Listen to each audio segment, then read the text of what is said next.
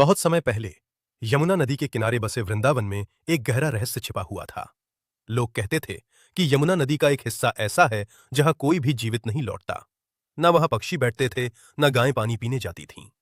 उस जगह का पानी काला और जहरीला हो चुका था। गांव के बुजुर्ग धीरे से कहते थे, वहां रहता है भयानक कालिया नाग। कालिया नाग इतना विषैला था कि उसकी सांस से ही पानी जहर बन जाता था।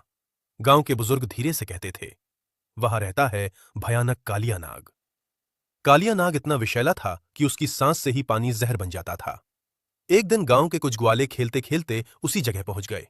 अचानक उनकी गेंद यमुना के उसी जहरीले पानी में गिर गई। सब डर गए। कृष्ण मुस्कुराए। कृष्ण धीरे धीरे उस पेड़ पर चढ़े जो यमुना के किनारे खड़ा था, और अचानक उन्होंने नदी में छलांग लगा दी। जैसे ही कृष्ण पानी में उतरे, पूरा यमुना नदी उफान मारने लगी। तभी गहरे पानी से एक विशाल काला नाग बाहर आया। उसकी कई फन थे और आंखों में भयंकर क्रोध। वो था कालिया नाग। कालिया नाग ने कृष्ण को अपने कुंडल में जकड़ लिया। किनारे खड़े ग्वाले और गोपियां डर से कांपने लगे। लेकिन तभी कुछ अद्भुत हुआ। कृष्ण अचानक कालिया नाग के फन पर चढ़ गए और फिर शुरू हुआ एक दिव्य नृत्य।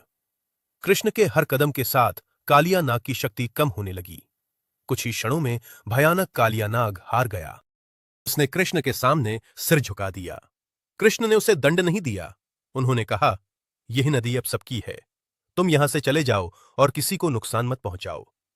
कृष्ण की आज्ञा मानकर कालिया नाग अपने परिवार के साथ समुद्र की ओर चला गया, और उसी दिन से यमुना नदी फिर से शुद्ध और शांत हो गई।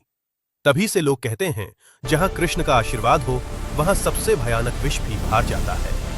राधे राधे।